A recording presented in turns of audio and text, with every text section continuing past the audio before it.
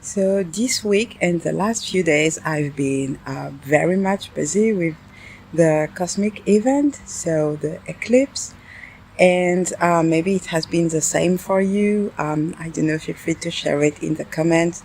Well, basically on my side, it started strongly already a week ago.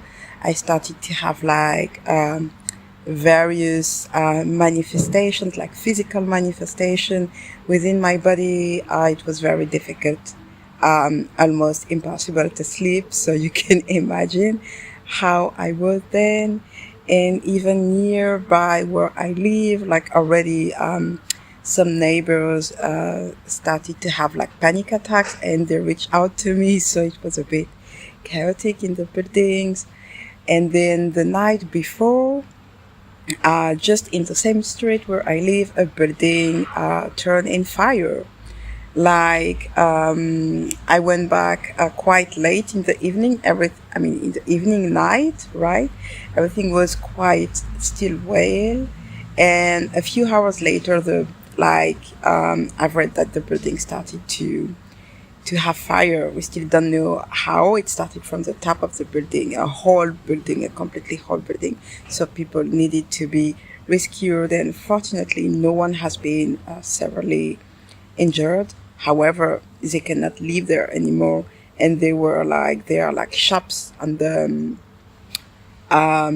first floor of this building, so all the shops are closed, and the street was closed for the whole day. Like the fire people walked there.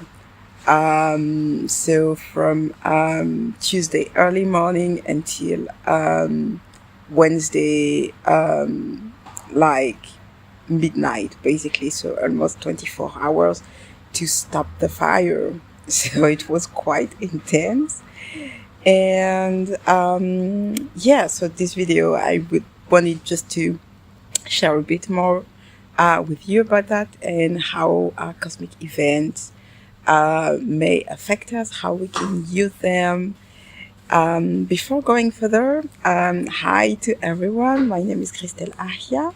Welcome to Nest of Harmony. On this channel, I share knowledge and content related to indigenous knowledge systems, more specifically those of Africa and its diaspora, to see, to understand and observe how we can learn from that, how it can also support us in our daily lives, in our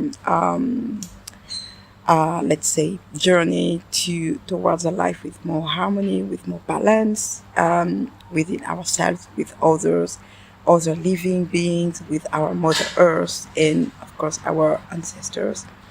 And in this video, I wanted to focus a bit more on the last important cosmic event, so the solar eclipse of the 12th of August. And I'm sure you have seen a lot of videos. And by the way, I released also a meditation to help us feeling grounded during this time, especially for sensitive beings. So feel free to check it out, to try it. I've used it myself a couple of times the last few days, and it has really been a support.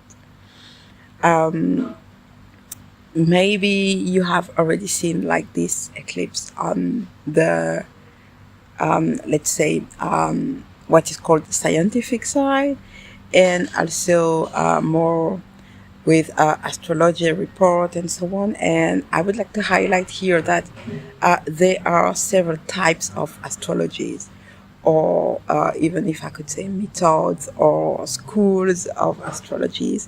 And astrology has been a human practice since ever, because, well, in the evening when you have no internet, no phone, no books, no nothing, you look up and you look at the sky and you see the stars, and even during the day you see the sun, and you observe that there are rhythms, and then you start to be interested in that and to research, to learn more about that, right? So it has been a human being practice since ever, and it is also part of various indigenous, native, ancient knowledge systems, practices, cultures, and so it is for Africa. And there are various ways that people on the continent in the diaspora have used astrology, depending on, let's say, the cultural background, and also depending on where they are, where they were located on the continent. As you know, the continent is quite big. So if you are in the northern part of the continent or the southern part of the continent, basically you don't see the same thing when you look at the sky. It doesn't look the same way. So various interpretations, various way of dealing with it, various ritual ceremonies associated with the various cosmic events. I think here the most important to remember, especially if you cannot directly connect yourself, rely on a specific cultural practices from Africa or its diaspora, it's to remember that astrological practices are part and have been part of our cultural practices. So it's not only a Western practice. And of course, if you look at the internet, especially here on YouTube, you will see a lot of reports that are based on Western astrology practices. And it's not wrong. They are not wrong. It's just another way of doing it, right? So it is also interesting to look at that, to learn from that, because even the modern Western astrology is based on ancient practices. So it's not completely, how can I say, inaccurate to look at that. And also, I know that for some people, maybe you feel that, or you want to fully walk the path of a decolonial approach to the way we learn, the way we approach knowledge. And so maybe you have had concerns related to astrology. And this is why I also would like to highlight that. I myself, I'm not a specialist. I'm not an astrologer. I'm still learning, various practices, especially those of the continent. I'm also looking at Western modern astrology to understand, the connections, of course, and also being able to understand what people talk about, like in depth. So I cannot, how can I say, I cannot orientate you or give you a natal chart or a birth chart, anything like this. This is not the purpose of the video.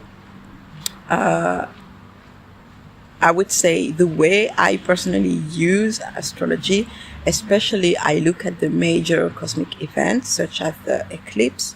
Well, when there is an eclipse, no matter your cultural background, your knowledge, wherever you are, whoever you are, it affects all of us. Either you are conscious of it or not, it affects all of us. Then, of course, when you have a more conscious approach to it, you can also synchronize the way you live, your schedule, in order to allow more space for the cosmic event to also happen within you, to completely go through you, I would say. This is one thing. And it is one thing that I have embraced for a couple of years now, like organizing my schedule more according to not only cosmic event, but natural rhythm. And so this is one way that I also use astrology, and especially specific cosmic events. And with the reminder that even our ancestors, our forerunners, faced also such events. And so when we have such events happening within our lives, it's also another way to connect to them, like to connect to something that is completely natural, something that is not made by us human beings, that is not depending on technology. And I think this is important. Any kind of event that is not depending on technology or is not so-called modern or new has kind of, how can I say, taste or a signature that is also connected to what our ancestors could observe, could live. So it's a way, it's a portal, yes, a way to connect to them, especially, and also a way to connect to other living beings. Maybe you have noticed it during the eclipse, like already one day before the eclipse, the birds kind of stopped singing. Like I have birds coming on my balcony every day, also because I feed them, and they kind of stopped singing. And on the day of the eclipse, like the next day, so for us the eclipse was like in the late afternoon, beginning of the evening, and so the next morning, the 13th, no birds came, and it was surprising because it was very quiet.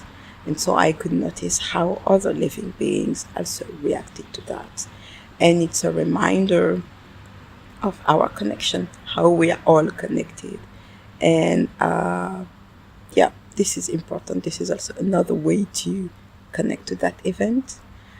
And of course, there are many more ways to connect to it. These are, let's say, the most easy to grasp, I would say. And well, I hope you're all doing well. I'm still processing the eclipse, let's say. And yeah, feel free to let me know how it was for you. I'm really curious to know how it has been for you. So I'm really looking forward to reading your comments. Thank you. Let's take care of ourselves and of each other. See you soon.